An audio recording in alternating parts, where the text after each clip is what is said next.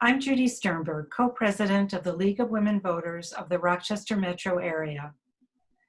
The League is a nonpartisan political organization that does not support or oppose any political parties or candidates and believes an informed citizenry turning out to vote and choosing best qualified candidates who represent their views is our best hope for a government that will represent the people.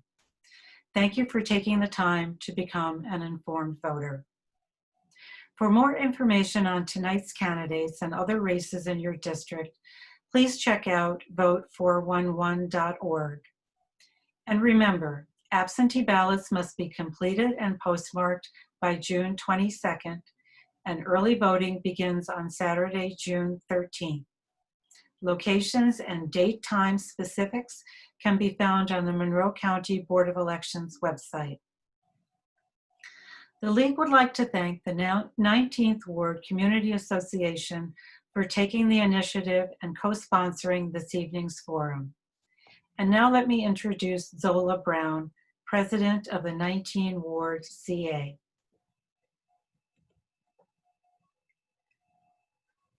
Welcome, everyone. My name is Zola Brown. I'm the current president of the 19th Ward Community Association, and we're happy to have this sponsored forum event with the League and Women Voters. The 19th Ward Community Association is formed in 1965. It's one of the oldest neighborhood associations in the country. The association was formed to fight racist real estate practices such as blockbusting and redlining. So we cultivate a neighborhood that is diverse and respect everyone's age, race, and class. So I welcome you today to this forum. We are supported by so much, and I'm glad all our members of the association and many more folks in the 19th Ward has joined us today. We're also a nonprofit organization, and why donations and membership dues are crucial to our ongoing projects. Anyone that lives in the 19th Ward is welcome to join us at no cost. So we welcome all of our 19th Ward neighbors, and we also welcome the candidates here today. Thank you.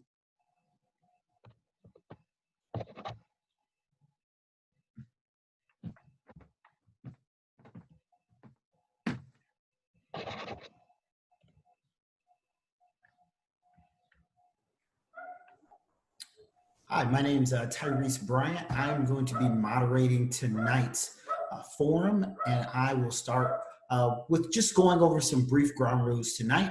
Each candidate may make an opening statement of 1 minute and a closing statement of 2 minutes. Questions will be directed to candidates in alternating order with up to 1 minute and 30 seconds to answer. Comments from other candidates will have up to 1 minute to respond.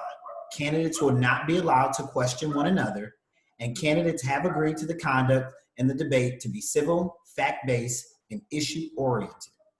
Now, I would like to go over just the bios of tonight's candidates, starting with first, Miss Jackie Berger. She is a Town of Amherst Town Board member and is currently serving as the Deputy Supervisor. She is a single mother, labor leader, educator, activist, and advocate who has spent her life serving the community. Our second candidate tonight is Ms. Kim Smith. Kim Smith was raised in the inner city of Rochester. She is a lifelong resident of the 19th Ward. She holds her master's degree in public administration and has served 25 years with the Monroe County Department of Health. She's an activist and statewide organizer fighting for equitable policies pertaining to ending HIV, homelessness, the opioid crisis, and mass incarceration. I would first like both candidates to make their 1 minute introductions, and we'll start with Ms. Jackie Berger.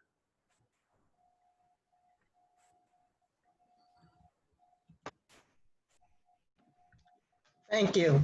I want to thank the organizers and all of the people watching for joining us. I think it's important to hear what the candidates have to say, so thank you for the opportunity.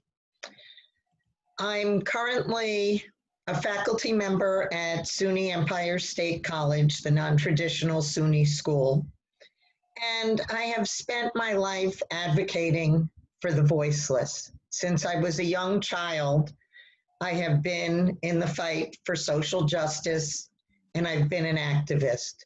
I've done a lot of work in the disability community, fighting racism, fighting injustice anywhere I see it. And I also fight for the working people, and I want to take that fight to Albany. Thanks. Thank you so much. Ms. Smith? Yes, so thank you, League of Women Voters and the 19th Ward Association, for allowing us to further connect with community members, and thank you, community members, for being here. So what the moderator mentioned in my introduction is what qualifies me for the title of Senate. But as a resident and registered voter of this district, I need what many of you need. I need a strong representative. I need someone who isn't going to strategically place their office in the inner city on Genesee Street because it looks good on paper. I need someone in this seat who is invested in our communities, accessible, relatable, and knows how to move into action. And I am that someone. So me asking for your vote is me asking for the opportunity to work with you and represent us effectively. Thank you for tuning in. Thank you both so much. We will start with our first question. And Jackie, we will start with you. And we'll start with a minute. I forgot to turn off the phone in the house, and it's ringing, and the answering machine is going to interrupt. So give me 1 minute. Okay.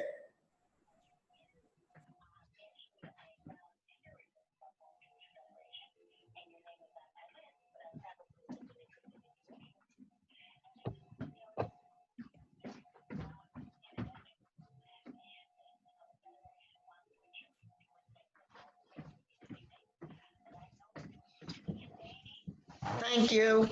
Sorry about that. No problem at all. We'll start with the first question. And it's around current events. So Black Lives Matter protesters are committed to legislature repeal of Section 50-A of the New York Civil Rights Law, which makes personal records of police officers, correction officers, and firefighters confidential. As you may have seen, and everybody has seen today in the news, the New York State lawmakers are taking the first steps to begin to repeal 50-A. The first question is, do you support this repeal? Explain why. Yes, because I do think that people should have access to information. You should be able to see the records of people. I don't understand why this law was even there in the first place, except for the fact that the police unions and police clubs tend to be very strong, and that's probably where it came from. But I think it's really important that we have transparency and that we can see the record of individuals that are supposed to be protecting us, particularly when they're not. Thank you very much. Kim? So I believe what we know right now, given current events and previous events, protect and serve is a concept that contains very implicit bias. Implicit bias on who is protected as well as who is served. And 50A was written in the 1970s, and we all know what was transpiring back in the 70s. So I am pleased that our New York State government and leadership are finally stepping into their power, taking notice of what needs to happen, and repealing 50A. And I am wholeheartedly in support of that. Thank you both so much. Kim, we'll start with you with this next question. What would be your top 3 priorities as Senate if you were elected? So after doing research on the district, I looked at some of the needs. And so coming into this campaign, I started out with housing, healthcare, as well as environmental justice. But I think that what we know in the midst of COVID and what we are going to need as we move forward beyond COVID are jobs, jobs, jobs. So that would be my primary platform. Thank you very much. Jackie, the same question for you. What would be your top 3 priorities if you were elected senator? The top one, because of COVID, is to address the economy and jobs, good paying jobs. That's something I've been fighting for as a labor leader for a long time. Other priorities for our education. As an educator, that is something I care deeply about. And New York State needs to do right by our children. We need to fund our schools, give local control back. And lastly, because of the diversity of the district, there are so many issues that vary. But I think what we need to do more than anything else is build community and tackle issues of diversity. Thank you very much. Thank you both for those responses. Jackie, I'll start with you for this second question. For the third question, COVID-19 brought light to a great deal of healthcare issues related to finances and health disparities among Black and Brown people. What New York State legislation would you support to deal with these issues? Well, I think COVID-19 highlighted the disparities that we've known are there for a long time. They've become more visible to people who haven't paid attention. So there are a number of things we need to do. We need to look at having healthcare available and affordable for everyone. That's probably our biggest challenge, is having good care available. We also need to take care of our healthcare workers. We put them in terrible situations. I have a daughter who's a nurse, and for her, this has been what the states and the federal government have done with the regulations have been horrendous. And I think we need to do right by people, protect and take care of them. So we need to make sure healthcare is available for everyone. Thank you very much. Kim, same question to you. So I would completely agree about healthcare. And so I full-heartedly support the New York State Health Act. And in terms of the health disparities, that is certainly not a surprise, because our minority and low-income communities have been dealing with health disparities for a very long time. There are numerous reports that have come out of Rochester that have been put together by ACT Rochester. We also have the Common Ground Health Coalition, and they list very specific areas within the community. Well, health disparities are high, and I think what we need to do is review that report, talk to the leadership, and then work towards legislation that is going to finally deal with the health disparities. And I don't think that we can talk about healthcare without talking about housing. And housing is healthcare. And I do not have the time to talk about the housing platform, but on my website, kimsmithforsenate.com, then you can find our housing and healthcare platform and plans moving forward. Thank you very much, Kim. We'll start with you for the next question. New York State recently passed many election law reforms, but same-day registration and no-excuse absentee balloting must be passed again by the legislature.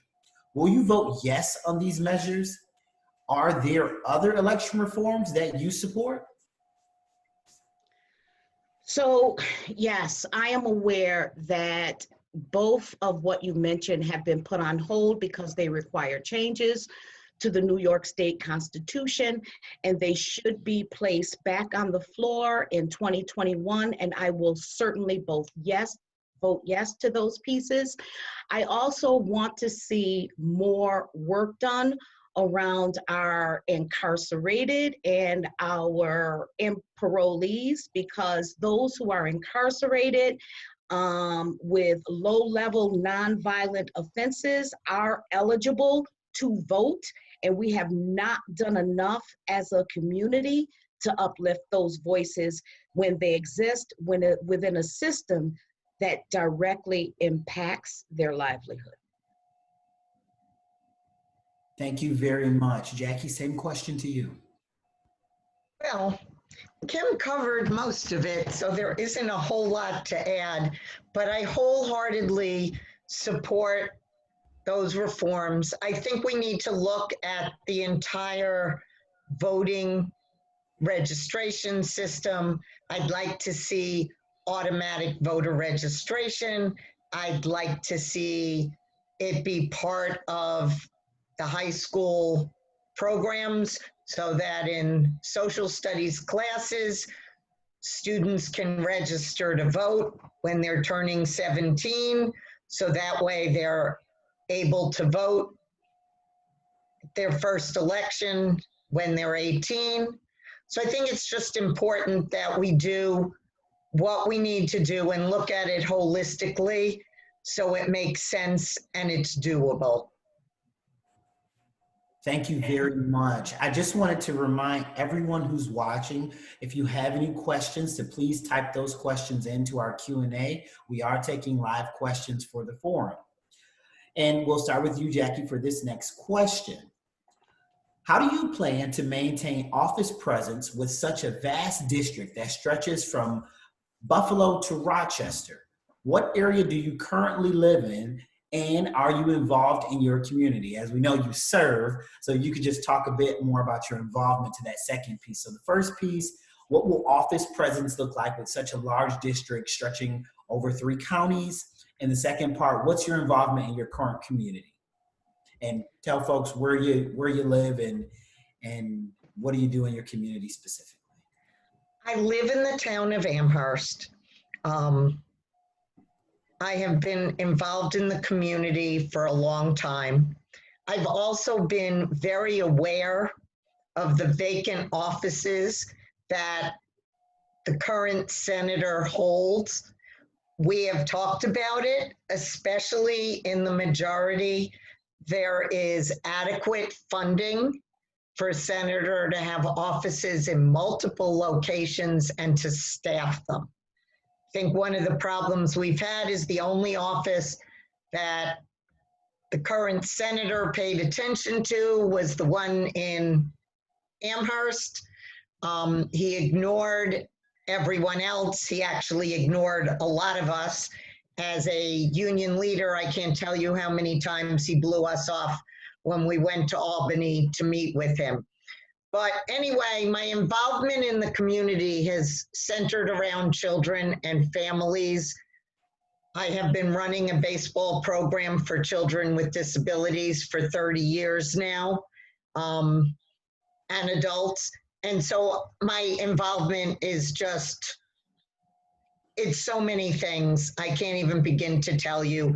I'm on the opioid task force for Erie County. I serve on our emergency child care task force. I'm just involved in the community and always have been. When I see a need, I'm not one to sit back. I jump in and I get involved and I make a difference. So I just want to make sure that I clarify your answer for all the viewers. So with the vast majority of dollars that are available to folks in the majority, with Democrats having the majority, if you are elected, we would see an office presence stretching across from the 19th Ward to Amherst, so through Genesee County over to Erie County and into Amherst, just to clarify. Yes, definitely. And I think the 19th Ward has been ignored for way too long. I believe you had an empty office. And I think it's important to have it staffed on a regular basis. I'm not sure if it would be daily, but it would be multiple times a week, and I would be out there as well. Thank you very much. Appreciate you clarifying. Kim, go right ahead.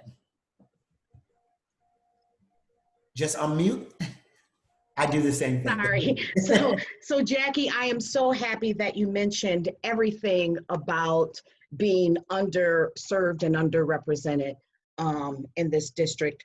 So serving 3 counties is not a heavy lift for me because currently as a statewide organizer, I hold offices in Rochester, Buffalo, and Syracuse, and I have to move between 3 cities, meeting with community partners and directly impacted people in each of those cities. So the 3 counties would not be a heavy lift for me in terms of office presence. I also believe that each office that is staffed in each community needs to be directly staffed by the community members within that community because they are the community experts. Did I answer all there was to your question, Tyrese? Yes, you did. So I'm going to start with you, and you can expand on this just a bit more because we got our first live question in, and it talks a bit about what we were just discussing involving when we were discussing the vast size of this district. So the first question that came in live was, what will you do to correct the gerrymandered district that you are seeking to represent when redistricting comes up again in the near future? Kim, I'll start with you. Yeah, so it is unfortunate that the way they have gerrymandered this district and have cracked one of the biggest democratic voting bodies of the city of Rochester, the 19th Ward, and made us a part of a more Republican district. And so the first thing, so this is a shameless plug for everyone listening to go online and do your census because it is extremely important because it speaks to the resources that will be allocated to our communities and to our district. And if the redistricting process happens the way that it did the last time around, there will be many public hearings. And I think in addition to those public hearings that will be done by cities, I think that the leadership within each of the counties need to have a say in where they would like to be placed. And I think that my decision sitting in office about how redistricting will look will be based on the comments of the leadership in the various jurisdictions. Thank you very much. Jackie? You can unmute. See, now you both have gotten it out of the way, so we're good to go now. Well, the problem was I had somebody drumming outside, so I was trying to keep some of the background noise down. Thank you very much. But anyway, I agree with Kim. On many issues, we have similar beliefs. We've discovered this as we've been talking to groups. But one thing that to me is really important, right now we have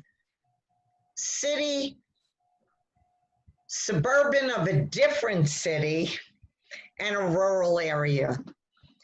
It was set up to be a Republican district. Right now, there's actually more registered Dems than Republicans in the district. But I think we need to look at bringing communities together. We should have a district that makes sense. And based on what I would see as the response from leadership, it would make more sense to put the 19th Ward with Rochester so you can address the issues that are relevant to the district. Thank you very much. So we talked a bit about redistricting. We talked a bit about communities. So if either of you are elected in November, the district will still be in its current form. So with both of you being different representatives of different areas of the district, what will you do to learn about the concerns of folks in Amherst, the folks in Genesee County, the folks in the 19th Ward, in the South Wedge?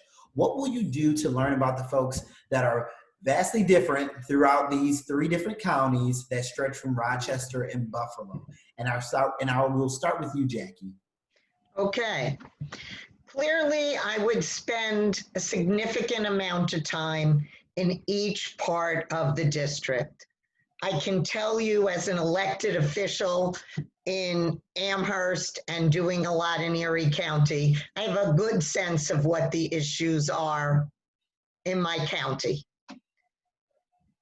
In Genesee, I've had opportunities to work with and talk with people. I know that there's a lot of issues related to farming, but I will be honest and say COVID sort of interfered with my ability to get out and really spend significant time in Rochester. I have talked with people who are active in the community and knowledgeable, so I've gotten that information. I know that I need to spend more time there to learn the district and learn the needs. But anybody who's worked with me knows I'm available, I'm accessible. I don't make you go through hoops to talk to me directly. My town business card has my cell phone number so people can reach me. It's just really important to make sure you connect with the members of the community and you spend time sitting down and talking to them and spending time with the leaders in each community. Thank you very much. Kim? Yes, so I have been traveling throughout this district since I jumped into this campaign, and I was recently at the Black Lives Matter event in Genesee County yesterday, which was also phenomenal. So when I set out to learn the needs of the people in this district, I did listening tours. I did listening tours in Amherst, Newstead, both in Erie County, Genesee County, Shiloh, and here in the 19th Ward at the library. And most recently, I had to do a listening tour online with the Akron Mobile Home Park community. And what I can tell you is during those listening tours, we have really been developing a list of commonalities and documenting differences so that when November comes, we have a unified plan. And some of the commonalities are public education, childcare, housing, and transportation, as well as the biggest one, healthcare. Well, thank you very much. Thank you both for those responses. We'll start with you, Kim, for this next question. It is likely that the decline in tax revenues and the increases in government expenses resulting from the COVID-19 pandemic will have a major impact on the budget that you will be voting on in 2021 if you are elected. How will this affect new initiatives that you currently support? Well, for one, we need to prioritize because during COVID, we have talked a lot about essential services. And as we have discussions about essential services, we need to look at essential policies. So that's number one, to prioritize which policies make it into the budget. And the other piece is we truly need that wealth tax. And when we talk about the wealth tax, some people fear it, but actually we were already there. For those of us who were born prior to the 1970s, we saw that there were more community services because we were doing exactly that. We were highly taxing our wealthy. But then when we got to the 80s, we took on this business model that did not work. The expectation or the thinking was that we would invest in business, business would invest in us, but instead we invested in businesses, they bought yachts. So moving forward, we definitely need more resources, and that wealth tax will bring those resources, and we prioritize the essential services that our community needs. Thank you very much. Jackie, same question. Okay.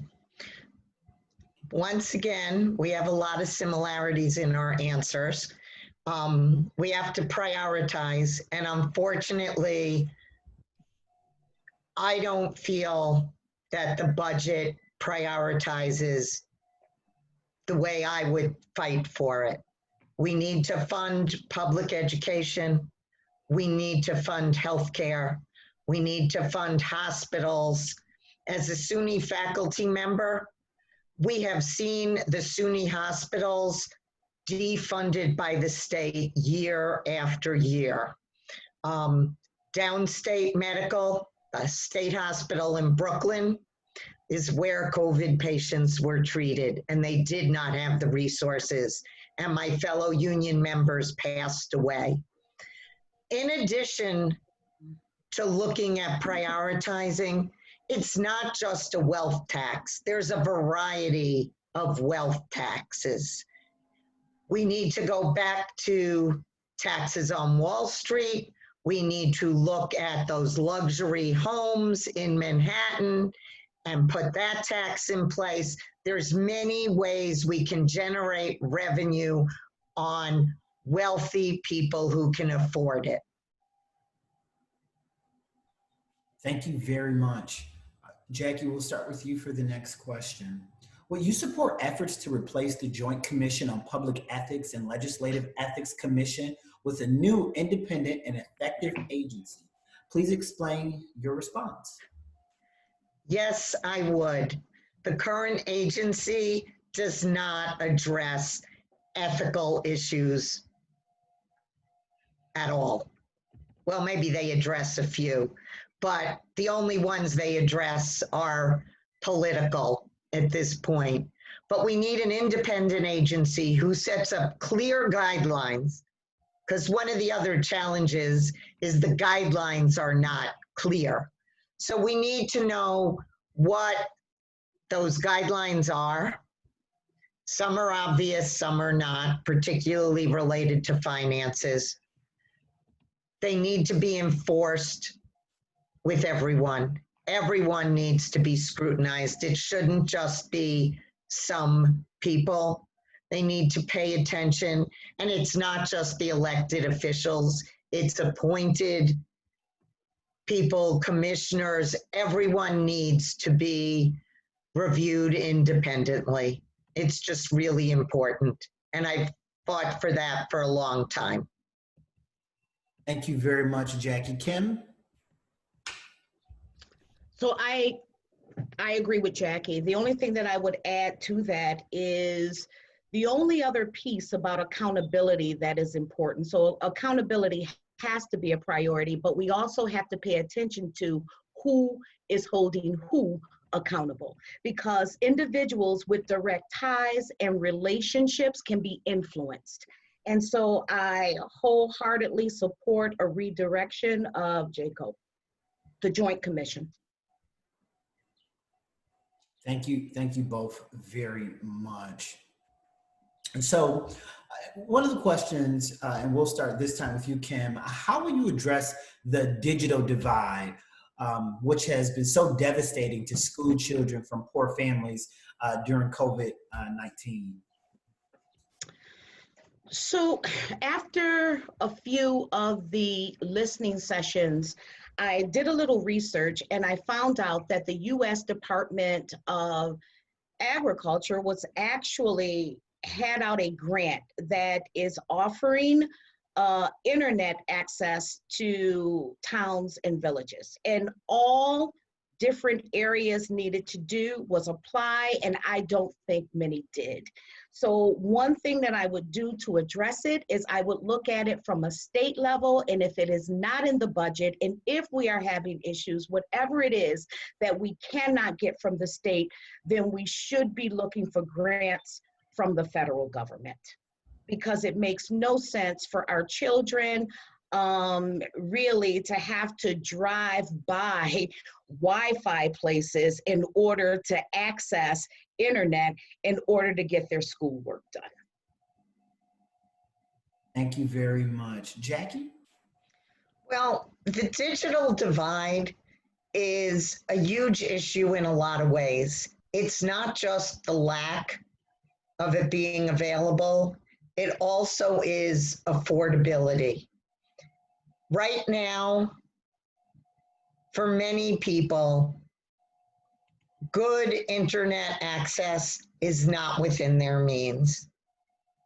In addition, it is not available everywhere. High-speed internet is really what's needed for kids to do work, for farmers to run their farms, for all of us to work. One thing I've been exploring, because this has been shared with me that a number of cities and towns and villages have done, is they've created their own internet system within the community, within the municipality. And it's something that needs to be looked at and possibly supported. In addition, we need access, all kids need access to devices, and we need to have grants, and schools need to be able to provide devices that work, not that are ancient. Thank you very much. Going into our next question, Jackie, I'll start with you. The University of Rochester is a critical piece to the 19th Ward, and it's the largest employer in Monroe County. Can you talk about if you currently have a relationship with the University of Rochester, and if you don't, how are you going to foster and start a relationship with the University of Rochester, and what would be some initiatives you would work with the U of R in the community? Well, as a higher ed faculty member, I have relationships with people in many places, and Empire State College is a distributed college. We're throughout the entire state of New York. So I've had relationships in a number of places. I currently do not have a relationship with the University of Rochester. At one point, I did know people there and I had a relationship, but I don't now. I have relationships with the other higher ed institutions in the greater Buffalo area.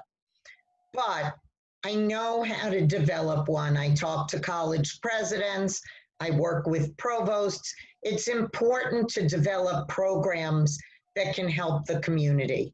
You're right, it's the largest employer, so it's critical to support that institution. But there are so many programs they can do with children and to support the schools.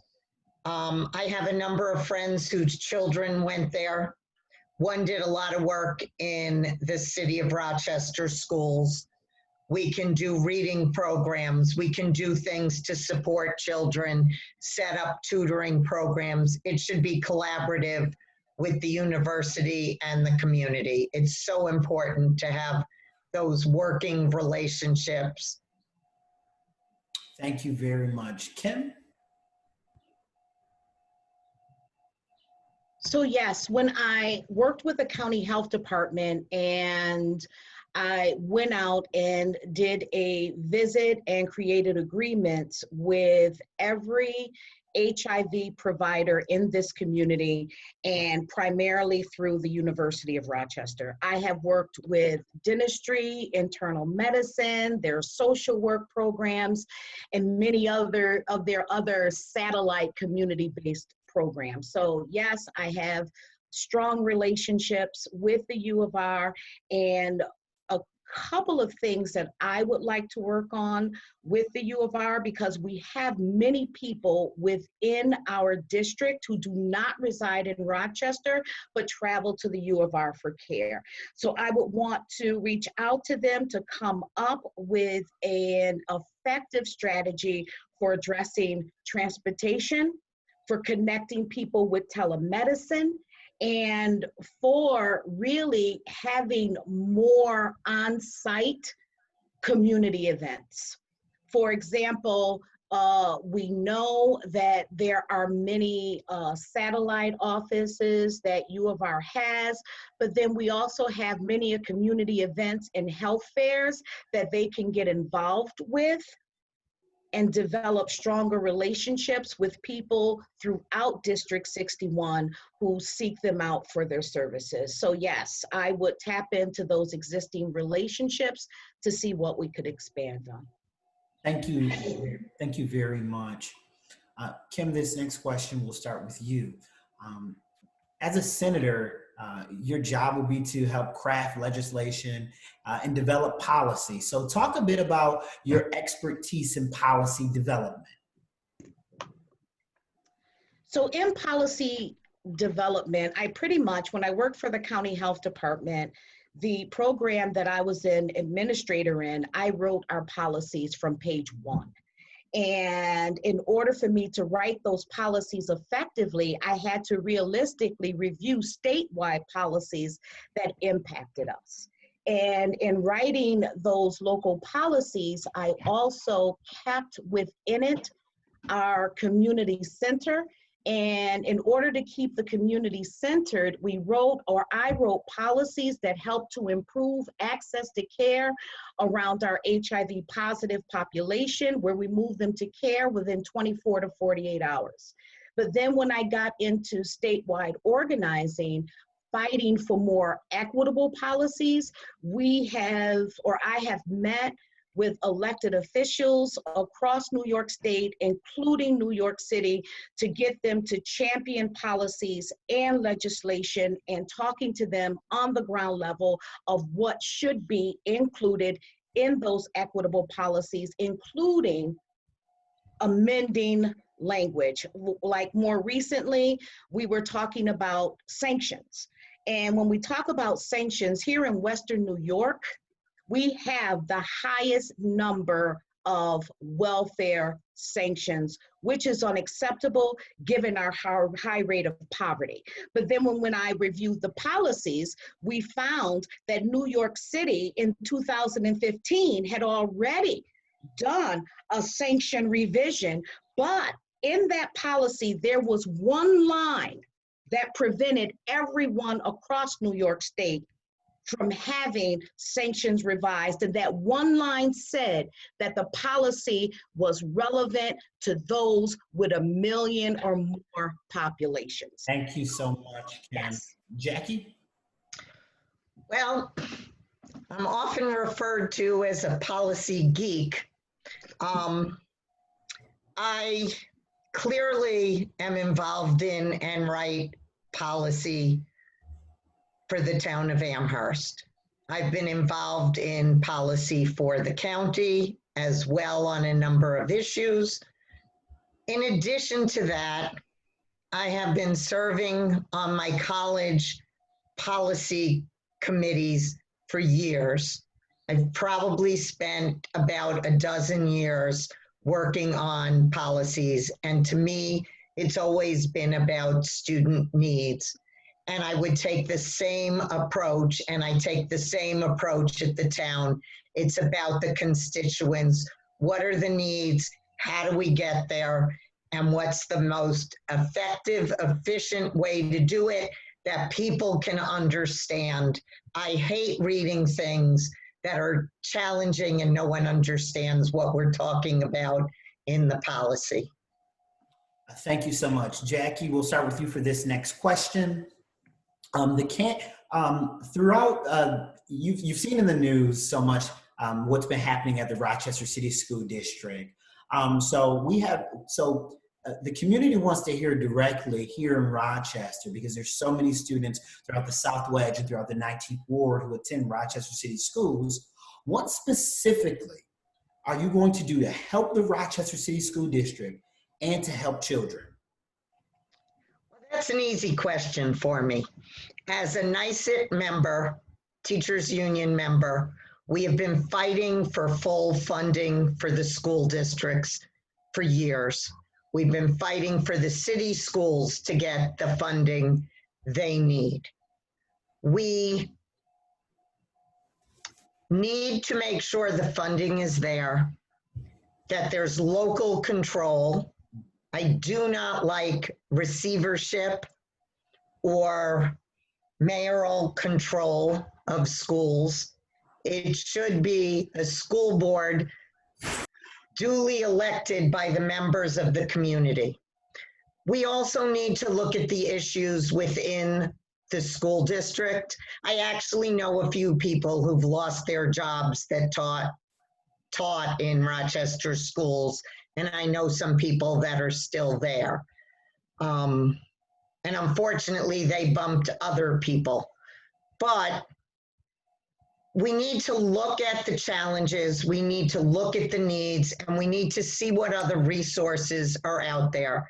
I've been involved in a committee with NYSET where we're looking at poverty and needs of communities and school districts so that children can thrive and learn. It's not just about the school, it's about food and clothing and shelter as well. Thank you very much. Kim? Sorry, I was muted. So I agree with Jackie about getting the money that is owed to us and really paying attention to that broken way that the foundational aid is calculated to get money into our district. And actually, just before COVID, I bus captained a bus with Citizens Action, taking students, parents, and activists to Albany to fight for emergency funds for our Rochester City School District. I intend to work with, I believe it's TAP, and that is a very new student-led organization where they are very verbal about what their needs are and their wants, to continue to show up with them. I just posted actually on Facebook this morning in support of City Council's decision to defund SROs in schools. So really paying attention to the leadership, developing a relationship with Leslie Myers, who I am extremely excited about, and really speaking with the leadership and finding what else can be done in this role locally to help our Rochester. Thank you very much. I just want to ask you two quick questions. And I would ask that Kim, just give me a yes or no, because Jackie made a distinction with two things that I think is important to voters. The first question, do you agree with receivership? Do you support receivership? And do you support mayoral control? No. For both? Yeah, so. Okay, that's all I needed. I got to move on to my next question. I'm sorry with time.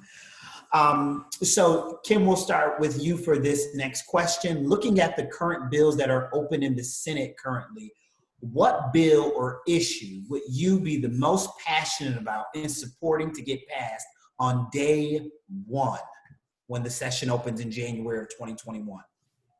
And I can only choose one. You can only choose, if you can do it in a minute and 30 seconds. All right, then I would certainly say quickly the New York State Health Act. That is our state version of universal health care. I've done my homework on it. I've had a meeting with the co-sponsor of the bill and to talk about any financial implication to this district. And it looks like residents would be responsible for paying 6.8% of salary, but that is without any other additional healthcare cost. Thank you very much. Jackie? Well, this is a challenging question. I hadn't really thought about which bill would be the most important. But for me, the priority is working people. There are a number of bills we have related to unions and working people. I can't think of the numbers off the top of my head, but I want to make sure people have good paying jobs. And to me, that's a priority because that's the way to get New York State back on the road to not just recovery, but to growth. Thank you very much. So this is going to be a two-part question, and I'll start with you, Jackie, on this one. So within District 61, you see a lot of different housing. Throughout quite a bit of rural areas in our district, you even see mobile home parks. Throughout a lot of urban density here in the 19th Ward, throughout the South Wedge, you see a lot of tenants who have landlords. So you have a lot of folks in mobile parks who are potentially being taken advantage of by the owners and the towns. And you also have tenants who live in an urban dense community who also have struggles with their landlords. So how would you work on this issue with citizens and folks who are mobile home owners and folks who are tenants living in an urban dense area? It's a challenging question because there are different answers to the different communities. That's the part that makes it challenging. And even in my suburban community, there's a lot of tenants and inequities. Yeah. First of all, we need to address those problems. We need to look at the details. The people living in the mobile home parks get taken advantage of by everyone. The towns need to look at it differently. They can pass local laws to address some of the issues there. They can make some modifications to how they're taxing people and what they're doing. In terms of in the city, there were a number of changes passed in the law. I think the rent control, I think that we need to address abusive landlords. Even though we've made some changes in the laws, we need to enforce it so people are not being thrown out of their homes. I dealt with a number of cases where people were being evicted now when the governor clearly said no one gets evicted. Now we're on pause. So it's important to address all those different issues which vary from location to location. Thank you very much. Kim? Yeah, so I am a part of the New York State Housing Alliance, and that New York State Housing Alliance has a housing justice for all very comprehensive package that includes bills such as good cause eviction and those rent regulations that Jackie was talking about. The people who are directly impacted, who I organize with, we are the folks who actually help to get those laws passed. And we were just endorsed by the Manufactured Homes Action Organization. And when we spoke with some of the folks in the manufactured home, one piece of legislation that they are really looking to is the right to first refusal. How am I on time, or can I take a few more seconds? You can, and you'll have to end that. You have 15 seconds, just 15 seconds to end.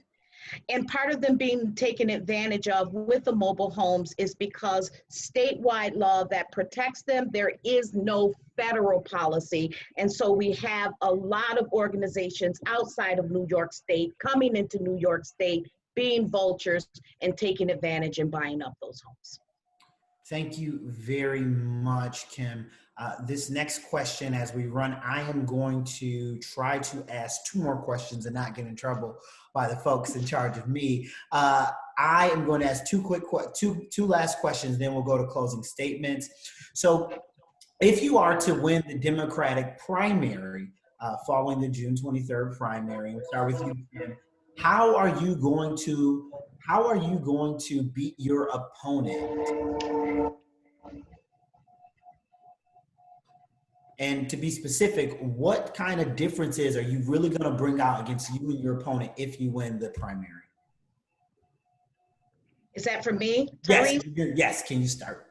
Yes. So I think one thing that we really need to do, and you asked questions about this earlier, and that was about clearing the divide that exists within this district, as Jackie talked about suburban, rural, and city, and really bringing up the fact that we have more in common than we have differences. And so really speaking about those differences, and in terms of the Republican person who is going to be going for this seat, have really paid attention to some of his narrative. And a lot of his narrative is really about dividing New York. And so we've been endorsed by True Blue New York, who really focuses on turning red jurisdictions blue. So we also have their support, but really on the ground level, what we are really going to work on doing is really diminishing all of that fear about having guns taken away, just all of these fears, replace fear with fact, myth with truth, and really create a diverse culture among this district. Thank you so much. Jackie? Well, there are a number of things that are really important to think about. I've analyzed the district. I've worked with people who have been in politics for a long time, who've looked at the district.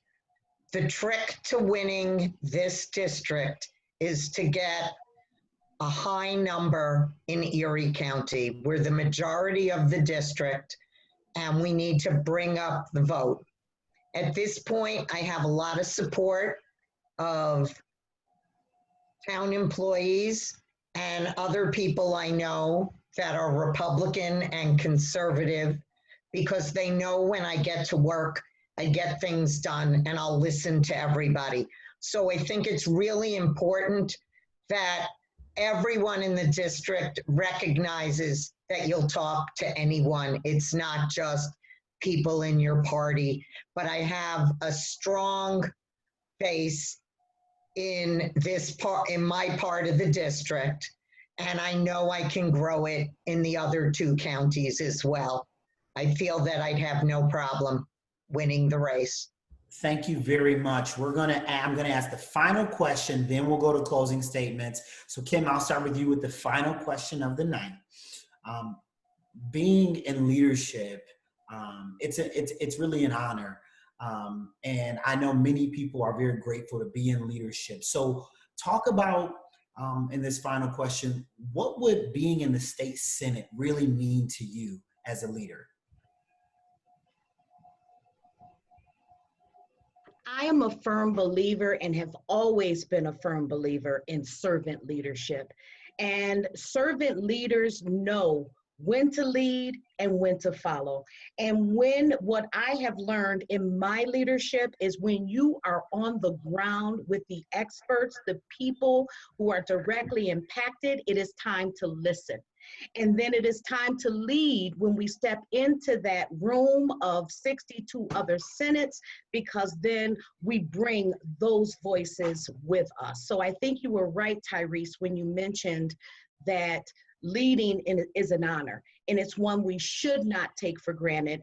And when we show up, we have to center everything that we do and everything that we are on the communities that we serve.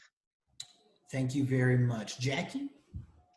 Well, I'll add a little bit to what Kim said. I have just been a natural leader. I get into groups and somehow I rise into a leadership role because I roll up my sleeves and I get to work.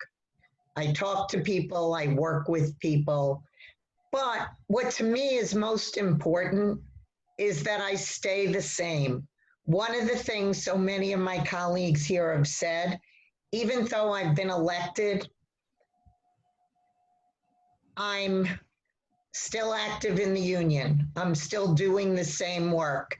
And so frequently when we're at events and they mention all the elected leaders, I get forgotten about as an elected leader because I am part of the group. And I think it's really important to maintain that role and not to change, but to take the leadership of the community, take the needs and the wants of the community forward and get things done. Thank you very much. Thank you both. That will end our question period. You both will have 2 minutes for closing statements. Jackie started us off with the opening statement. Kim, you will start us off with closing statements, and the floor is yours for 2 minutes. All right. So I agree with everything Jackie said about Erie County having the highest number of voters. But I also think it's important to know that for the past 10 years, each candidate that has ran for this seat has come out of Erie County. And so I think it's time for us to try a new approach. So we know our communities were in crisis before COVID, and we often hear that systems are broken. But to claim something is broken is to suggest that it once worked. And this system is not broken because when has it worked effectively? It is ineffective, inequitable, and requires change. Change in job opportunities, public education, housing, healthcare, environmental justice, so many changes are needed. And times will continue to worsen unless we step up purposely and intentionally to take action. And so regarding this race, your action can be to vote for qualified, effective, and community-centered servant leadership.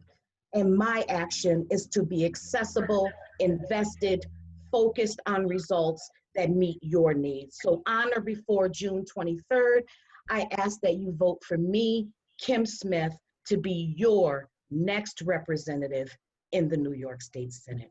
Thank you, Tyrese, for moderating, and thank you, groups and community members, for attending. Thank you so much. Jackie, the floor is yours for 2 minutes for closing statements.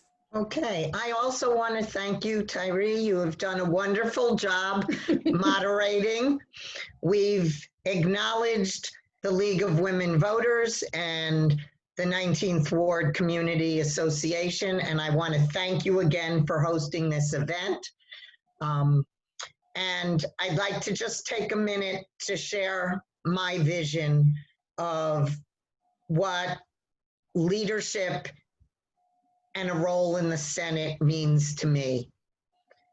I view government as service. It's about service. I have always been a servant for my community. It's also about listening. I need to hear what the needs are. And it doesn't matter whether it's in the town I live in or another part of the district. I will listen and pay attention and spend the time that it takes. It's about building relationships. That to me is the most important thing. And that's why I got the votes I got in Amherst. We turned what had been a Republican town board into now a totally blue board. We have shown that there's good leadership. It's about working with people, listening, and paying attention to the details. It's about getting the work done. And part of going to the Senate is spending time working with your colleagues, because no one can get things done by themselves. You need to build relationships with other senators and with people in the assembly. And I already have many of those. So I too ask for your vote in the primary, Jacqueline Berger for State Senate District 61. Thank you for your time and attention this evening. Thank you both so much. Thank you to both of our candidates, Jacqueline Berger and Kim Smith. We thank you for being with us tonight. I am going to turn it over to Judy for the final closing.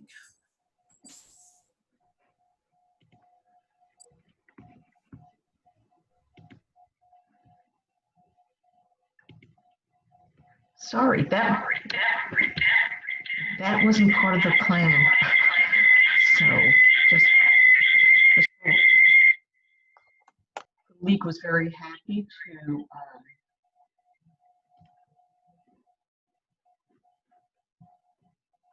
host this event along with the 19th Ward Community Association.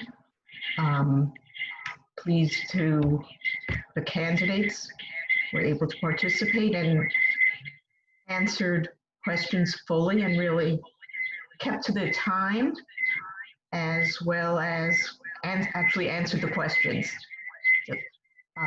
Just some important voting information, that if you're voting by absentee ballot, and hopefully if you're planning on doing it, you received your application and have already sent it in.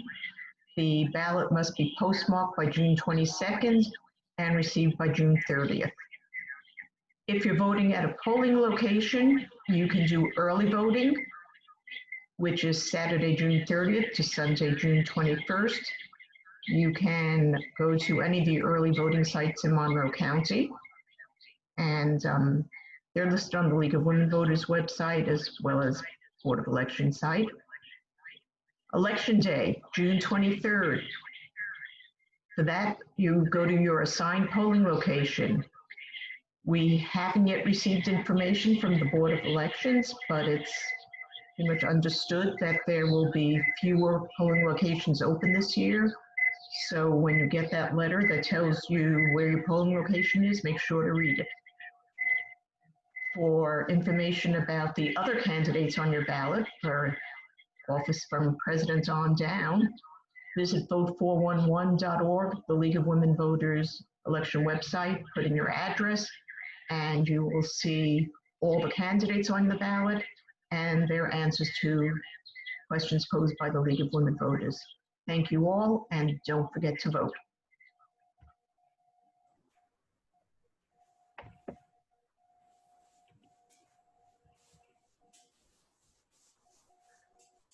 Tyrese, do you have any further comments? No, I am all set from what I was given. Okay, then we'll say good night. Good night, everybody.